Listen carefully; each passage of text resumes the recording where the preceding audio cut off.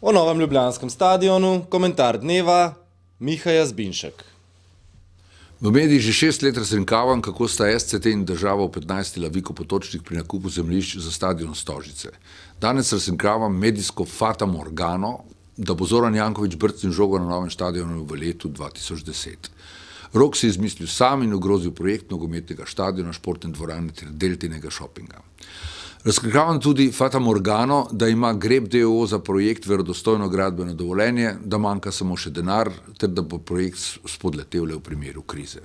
Obratno, da bi bil stadion uporaben od 30.6.2010, bi se morali graditeljem zgoditi sledeči v gradbenem dovoljenju za ukazani čudeži. Stadion bi od temeljev do strehe zgradili čudežno brez enega vogala, saj zanj še nimajo zemljišča. Prometnice okoli stadiona bi povezali čudežno, saj so iz gradbene parcele izločili povezovalni rondo.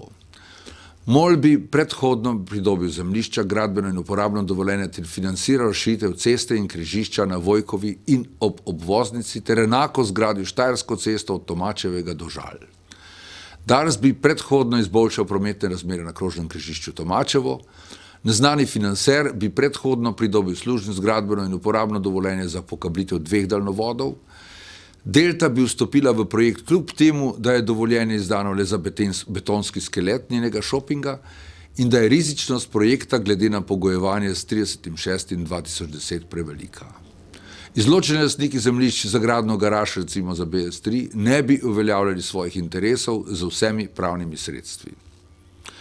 Vrhunski čudež pa bi bil, da bi država vstopila v projekt, kajti prej mora razveljaviti nezakonito gradbeno dovoljenje, ki ga je sama izdala kot nepristojna, saj dvorana in šoping nista objekta državnega pomena, še stadion je državnega pomena le zato, ker za 1000 sedežev presega številko 15 000.